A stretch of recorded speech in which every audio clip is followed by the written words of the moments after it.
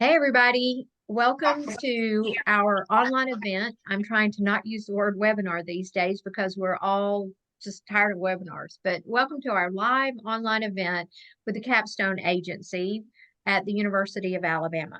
Over the last year, they've worked on a pro broadcast, that's how I've been saying it, a pro broadcast campaign to help us remind people across the state, your audiences, members of our legislature and the executive office and the governor's office, just remind them about the role that you play in your communities and how very important it is. So just a few notes. Number one, you just got a message that we are recording this session for playback for people who couldn't join us live today. And number two, please keep yourself muted until we take some Q&A at the end, and we'll try to moderate that so that people aren't talking over themselves or over each other. With that, I want to invite Brianna Jackson is the team leader. So Brianna, why don't you at this point take over and introduce your team? Hi, everyone. My name is Brianna Jackson. I'm a junior here at the University of Alabama, and I am the team's account executive. Hi, I'm Jay Waters. I am the one of the co-advisors of the Capstone Agency. And I'm Tracy Sims, the other co-advisor for the agency. And I'm Kinley Callahan. I'm the assistant account executive from Birmingham, Alabama.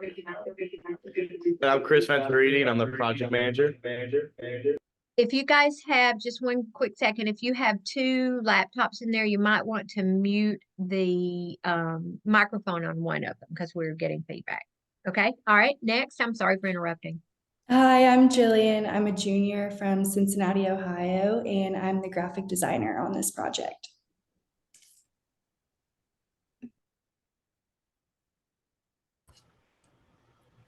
Hi, so we'll begin. So we are so excited to finally share this campaign we've been working on for navigating Gen Z through connection. So one thing that we talked about when creating this campaign was that all generations value connection. However, the ways that different generations connect and interact with others are greatly evolving and changing as more and more technology becomes available. As technology evolves, we must evolve with it. And one major issue that we wanted to address with this campaign was the fact that you mentioned stations were essentially feeling disconnected from members of the Gen Z community.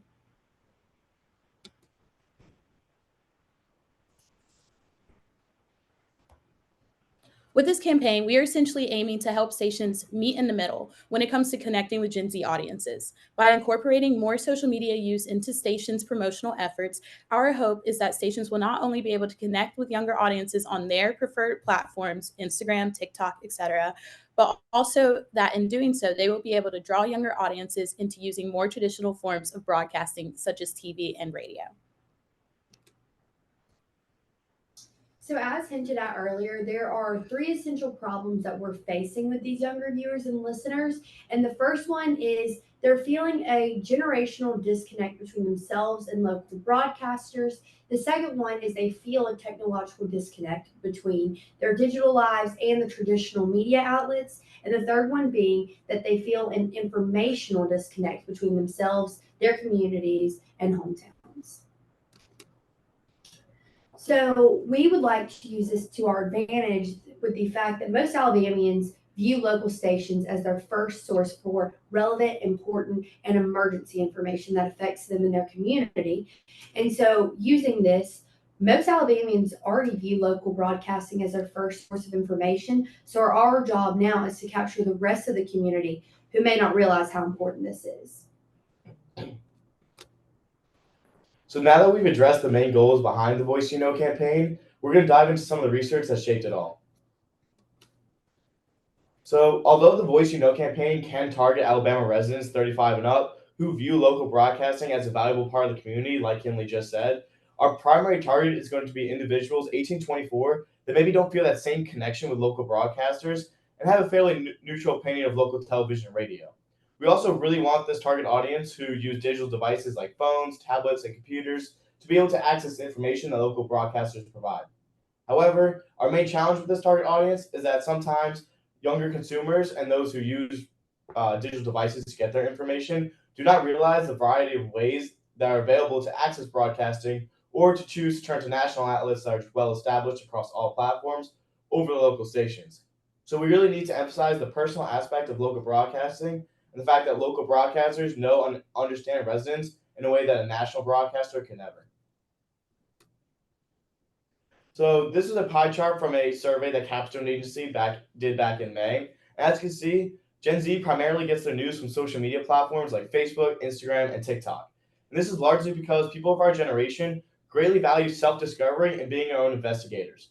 Social media platforms like this tailor their content to how they search. The user can either choose to consume the content or not consume the content based on whether they like it or not, and our generation really values that.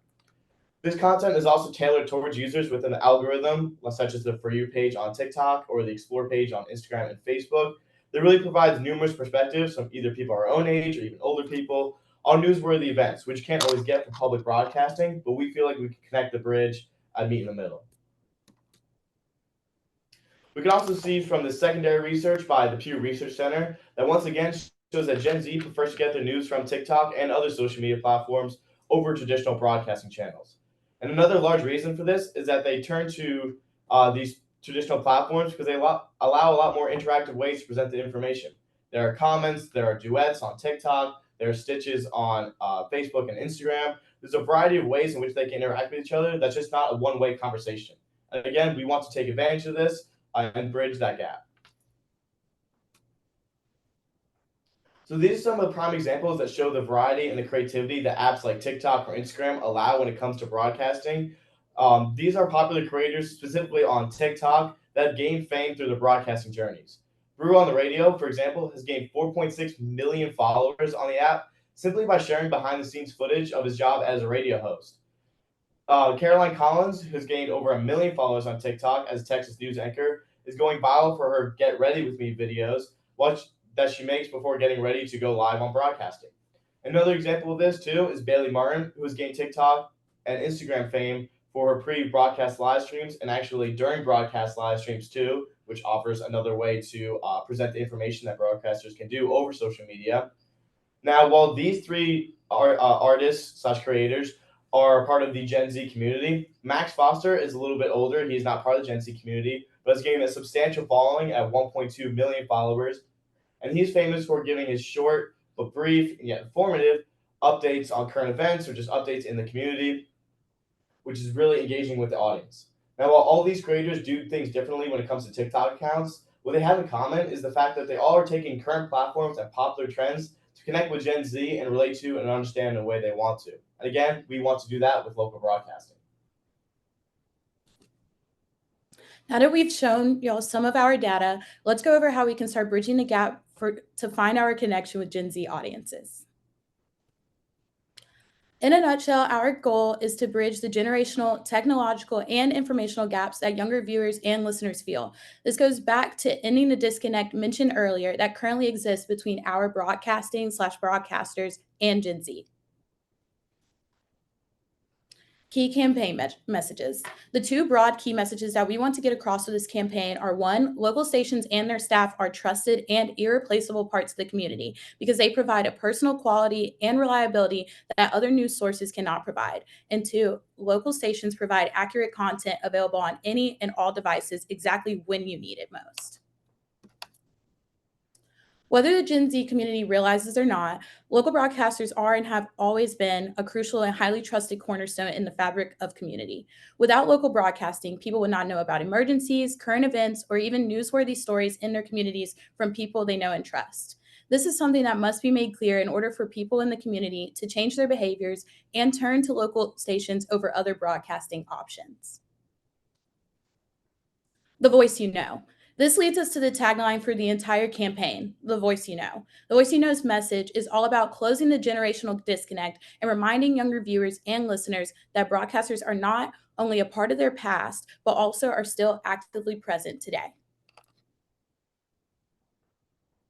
We mentioned this a little bit earlier, but a major goal that we have with this campaign is to help meet in the middle with Gen Z audiences, embracing technological advances, using social media, but also using those advancements to draw Gen Z audiences to interact with more traditional broadcasting platforms as well. Everywhere you go. Everywhere you go is not a tagline or something we want to directly say or write throughout this campaign. However, it is rather an implied message that runs through every part of this campaign and is reinforced throughout it, showing with all of our content that local broadcasting is not just on air, but are also available across all devices and social media. This implied message further emphasizes the closing of the current technological gap between broadcasters and Gen Z. The idea that through their important and consistent community engagement, local broadcasters actively contribute to fostering a more united and informed community is something that we really want to demonstrate through connecting with audiences frequently on a wide variety of social media platforms and consistently promoting on those players the ways that broadcasters positively contribute to their community. Everyone you know is also not a tagline, but it's also another implied message that we want to build throughout this campaign by constantly reinforcing the idea that broadcasters give a voice and note to celebrate people in their community. This implied message further emphasizes bridging the informational disconnect between broadcasters and Gen Z by bringing them information about people and events around them. To recap, our tagline is the voice you know, and it is the how we'll say it of our message because it will be directly written all throughout the campaign. And we want the how we show this tagline to be by constantly emphasizing the implied messages that broadcasting is everywhere you go, meaning all devices and platforms, and involves everyone you know, all the people and events that are in your community. So now we get to talk about the fun stuff, the ways we're going to bring these key messages that we just shared with you guys to life through content ideas and templates we'll be giving to you.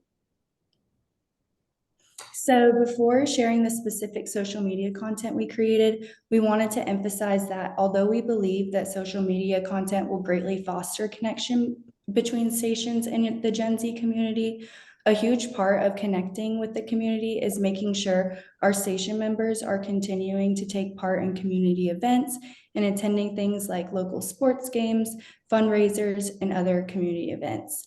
This not only will give stations tangible things to actually post about, but prove with their actions that they are involved members of the community. So as far as promotional content, one of the things we have for you guys to use are TV and radio spot scripts that each station can customize with their own broadcasters and information and use to promote local broadcasting through their own airways.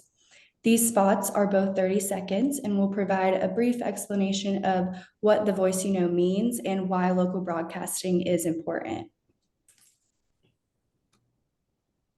Another major part of this campaign is obviously our social media content, as we have emphasized through this pitch, because it is so important when it comes to connecting with audiences of this generation.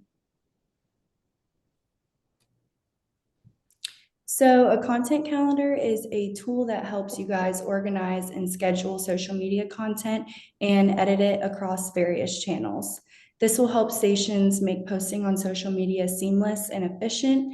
And the primary goal of this is for the content to be presented in the calendar to help your viewers and listeners feel they have a personal relationship with your station members, because we know that people are more likely to listen to people that they feel they have a relationship with.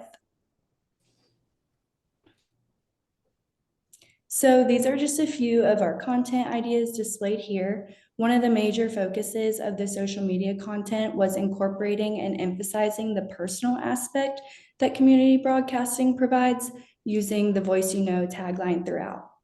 Here you can see some examples we have with posting ideas that you can customize to highlight or shout out teams or businesses using the teams you know, the small business you know. This can also be used for the teachers you know or athletes you know. We also created graphics for national holidays within your community or within your industry. And you can use captions like celebrate National Radio Day with the voice you know, and keep incorporating phrases like give back with the voice you know, or get to know the voice you know. So really all of this is customizable and you can use it really in any way you'd like. So some general posting strategies when it comes to using social media could be putting a face behind the local voice. This essentially just means utilizing people whose faces and voices they're hearing and seeing on their TVs and radios in their social media content so that your viewers can connect with them on a deeper level.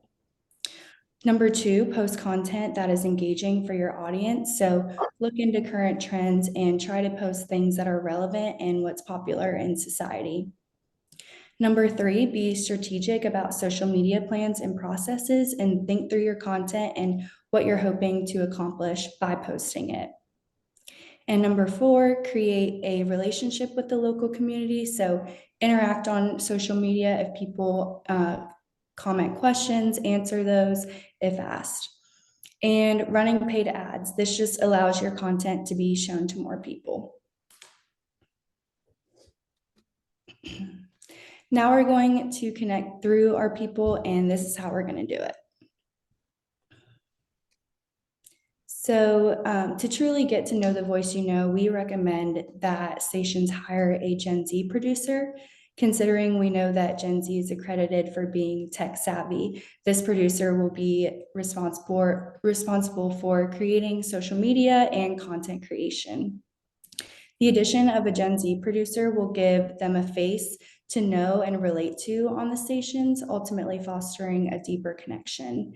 And having a Gen Z employee will also help when it comes to keeping up with current trends, because who knows Gen Z better than another Gen Z? So some possible job titles for this could be a youth engagement specialist, next gen storyteller, youth media strategist, or Gen Z media producer. Although a Gen Z hire would be ideal, we recognize that not all stations across Alabama are in the position to be able to hire a new person. So we want to make sure that we're providing, more than anything, strategies that you guys can all use to implement your current social media to connect with Gen Z, regardless if you have a new Gen Z hire or not.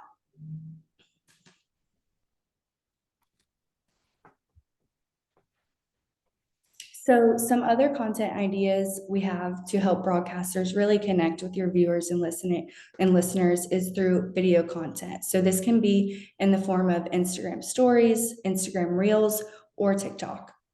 One idea we have is day in the life videos, where broadcasters could film fun clips throughout their day, showing a wide variety of things, from them getting ready to work, or what they do on their lunch break, or what they're doing at the station when nobody really gets to see that side of that. Another idea is mini mic interviews, and this is a really popular trend on social media right now, where you could go around and stop station workers throughout the day and ask them fun, random questions with a mini microphone that you can actually find for pretty cheap on Amazon. We also thought of behind the scene videos showing little things or procedures at the station that you wouldn't really see if you didn't work there. So all of these content ideas allow for a much more personal view of the broadcasters and give viewers and listeners a way to connect with them more.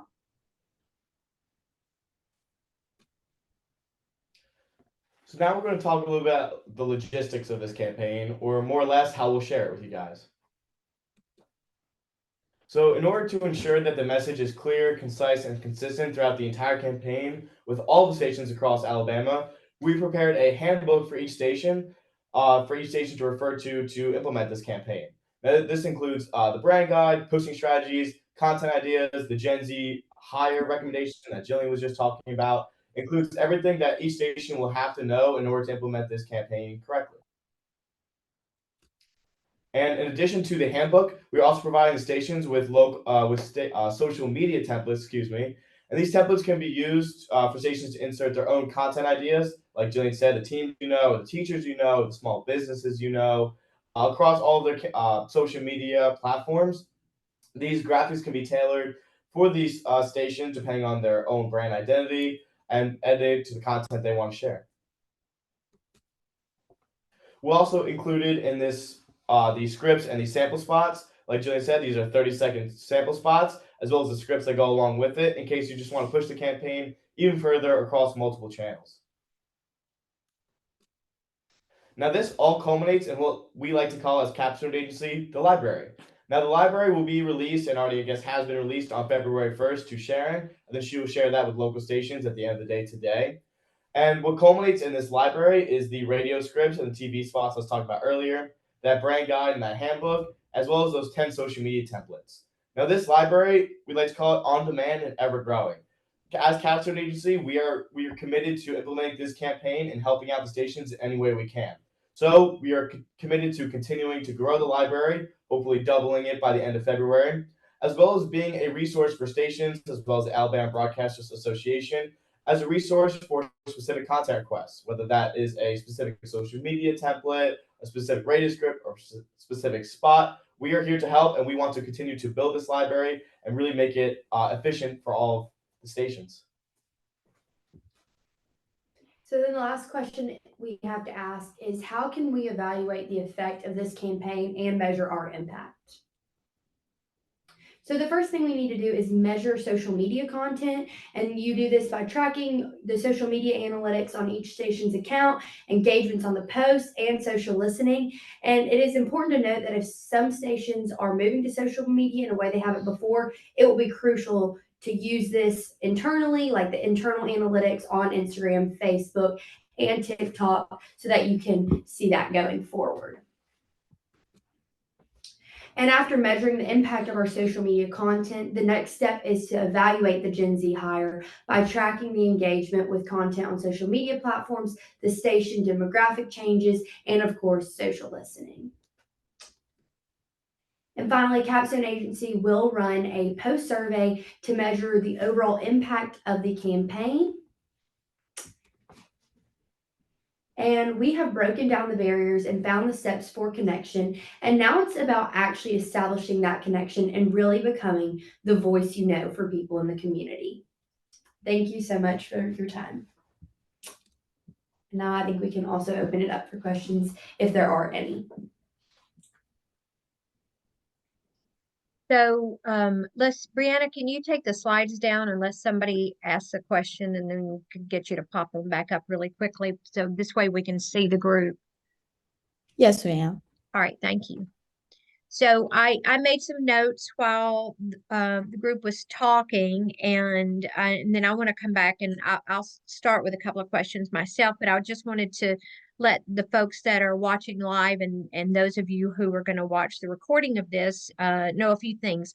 There's a reference to paid ads when talking about how to proliferate this message, and that is if you get fully engaged and do some posting on social media, that, for instance, if you're posting in Facebook because you know that's widely used in your community for a lot of resources, or TikTok or wherever else, that you could consider paying to boost your posts in your community to have a wider reach. There was a mention of numerous mentions of the Gen Z specialists, and these guys all know that everybody can't go out today and hire somebody for your staff. However, you probably already have somebody that's posting for you on your social media platforms. If not, then maybe identify somebody on your staff to be in charge of that so that you're more proactive about it and it's always top of mind for someone because it's part of what they're responsible for. And if you don't have someone, you probably have somebody at home that could help you. I know a lot of operations around the state, particularly on the radio side, are smaller. So you've probably got somebody at home, maybe even somebody in high school that can help you think about how you could be posting to further spread your brand on social media to the audiences that they're familiar with, to the groups of their friends. So consider that a Gen Z person could, a specialist to help you with this could be anybody, it could be a relative even. And also, it could potentially be an intern position. Hopefully, if you have a little money that you could pay somebody, you might even, for something like this, you might even take in a high school senior or somebody attending a local community college if you're not in close to one of the bigger colleges or universities. But you might take on an intern to help specifically with your social media. Obviously, you'll want to keep an eye on it because you want to just make sure that their messaging is not off your brand and not damaging in any way to your reputation. But and Scott Johnson, our attorney's on here, so I'm going to say this.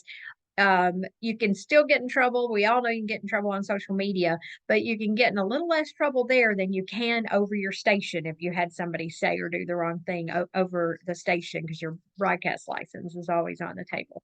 But you'll just want to, if you put somebody else in charge of it, you'll just want to stay on top of it and monitor what they're posting, and maybe have them show you, at least for the first couple of months, show you the kinds of stuff that they're doing.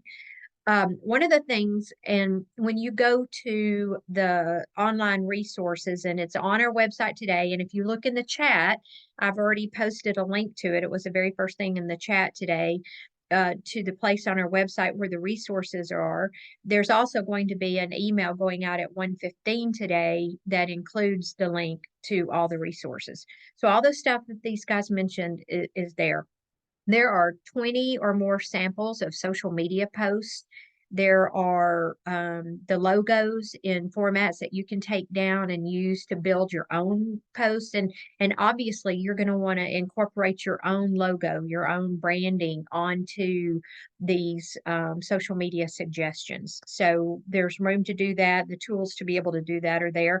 And as Chris just mentioned at the end, they are very, or one of you guys mentioned at the end, they're very willing to continue to help you if you need a little guidance with this. I'm not a TikTok user, so, I wind up watching them as they appear in my other social media feeds.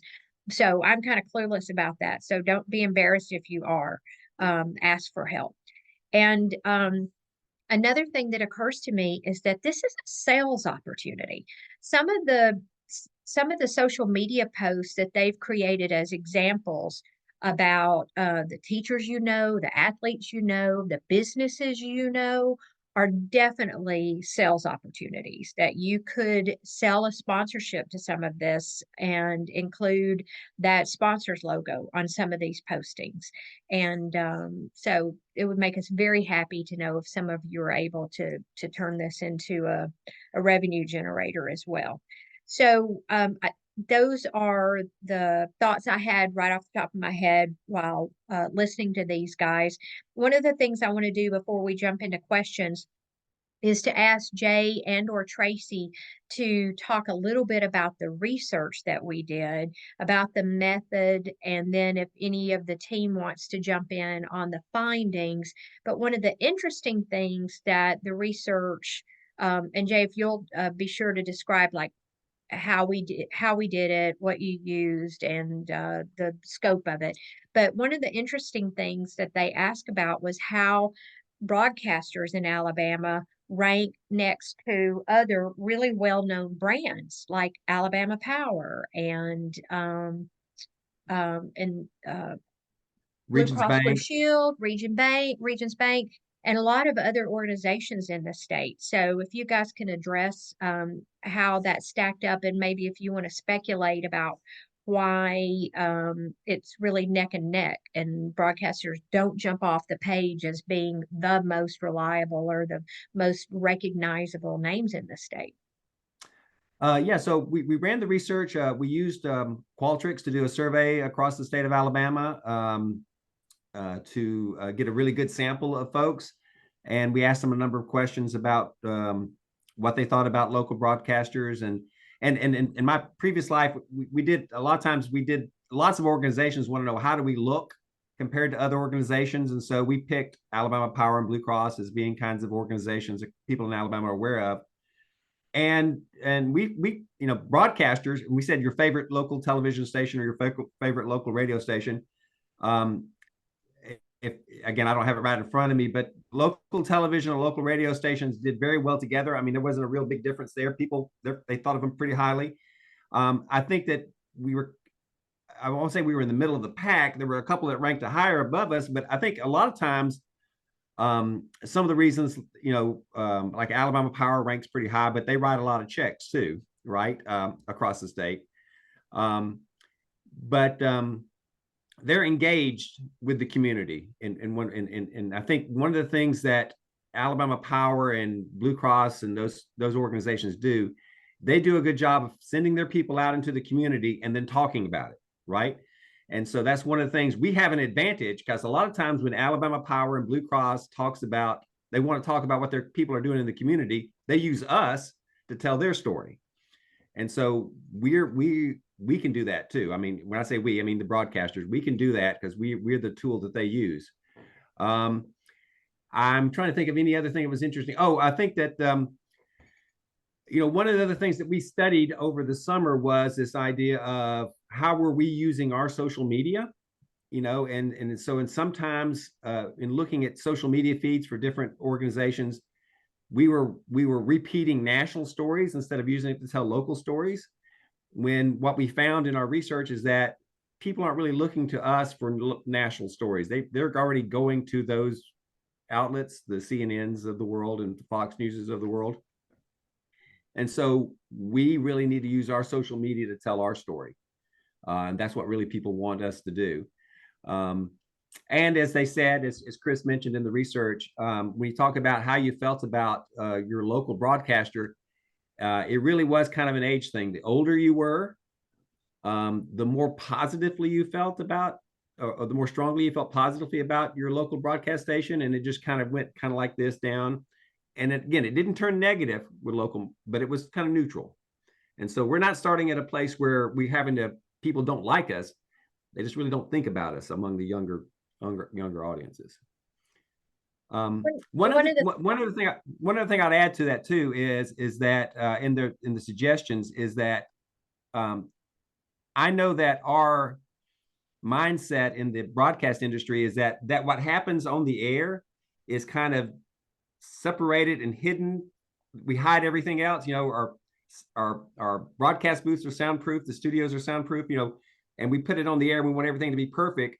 And part of what their proposal is about, the Gen Z proposal, is about breaking that wall down so that people see what happens outside the studio, because that's what they want to see. That's what they want to see. They don't want to see the perfect presentation that's on the air. They want to see what everything that's going on behind the scenes, and that's how you make that connection with this audience.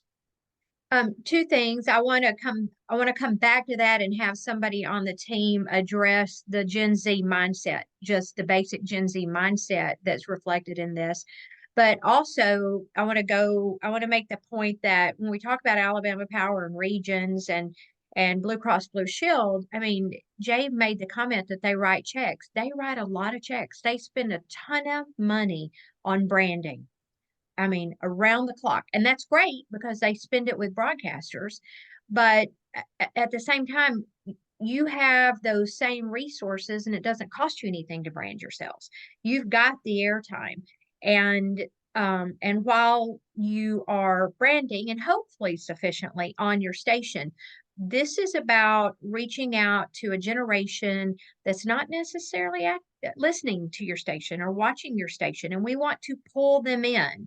And the proposal here is that we reach them through these different social media platforms and give them a reason to come watch your newscast or come listen to your morning show or your afternoon drive show. So that's really the purpose, is to go out and capture this younger audience that does not have a relationship with your station, is neutral in their opinion of broadcasting in general, and has other ways to find the content that they want.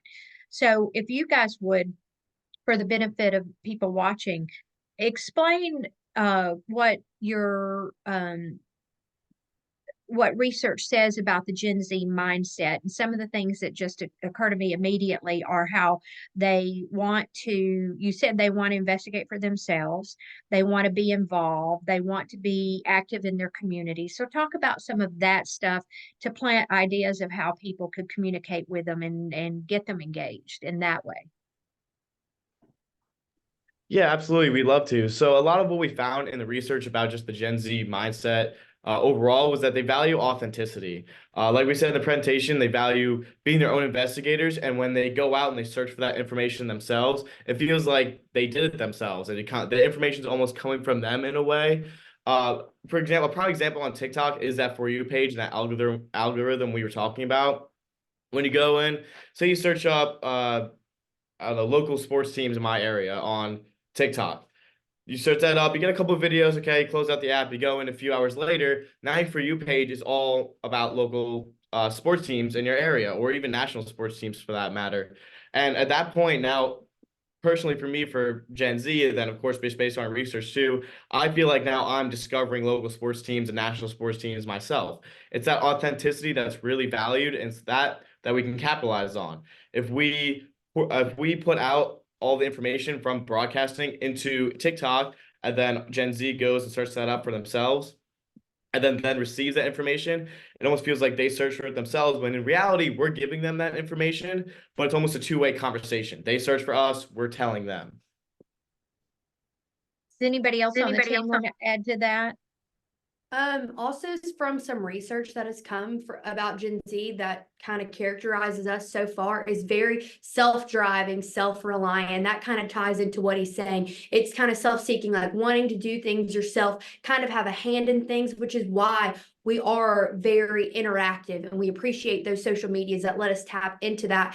And just we're also I think research said we're the most diverse generation yet in terms of ideas, ethnicity, everything. So that's also important because those algorithms can reach you specifically and kind of close in that where everybody's finding something that is for them. And to bounce off that a little bit, it comes with a sense of independency a little bit. When you are so driven like that, and you are so diverse, and you want to search for this information yourself, you become a little bit more independent. I think that's the difference between our generation. Again, you want to be able to go out and search for that information yourselves. We just have to provide that out for them, make it interesting enough for them to want to search and grab, and then let them decipher that how they want. I know that some stations, certainly television stations and larger companies, have set almost a quota for their on-air people to share on social media about what's going on at work, and to try to, I don't know what instructions they get. I've not seen them, but it occurs to me observing it that it's they're sharing a little bit more personal stuff in that, which is really where we're going, to help people connect with the personalities at the station so that they feel they have a relationship and are more likely to engage with them. And if they're engaging with them on social media, maybe they will go listen to them. And I was just in a random conversation about 2 weeks ago with someone, and all my random conversations largely involve broadcasting. So to that degree, it's not fair. But they mentioned to me that they'd seen a local meteorologist post pictures with their new dog. And they were so excited about this, having seen this person that they've grown to feel like they know have a post about getting a new dog for the family. And they thought that was so cool and talked about it at length. And I'm just sitting there going, I hear this, and I've heard this in the research that we've talked about with the Capstone Agency. And so regardless of how insignificant you might think those things are, connecting with your audience on a personal level will drive the engagement. It just happens to be that this new audience that we really need to have engage with us on broadcast platforms, they're on social media. And so that's so go reach them there. Let's take some questions, and we may or may not have any questions, but if you have a question in this group, please just unmute yourself, and if you will, turn your if you don't mind, turn your camera on, and we'll take questions for a second. And if not, we'll let you guys have some wrap comments. It's 12:40 now, and we want to keep this short on everybody's lunch break. But does anybody in this group watching today have any questions? All right, hearing none, let's give this group one more chance. Oh, Sam, I see your camera. Do you have a question? I was just curious. We talk about how Gen Z values authenticity. Is there a certain type of content that they value, over other types of content? Community-based content versus crime coverage versus weather versus sports coverage. Is there any indication what type of content that they value? We believe that's content that matters most to them.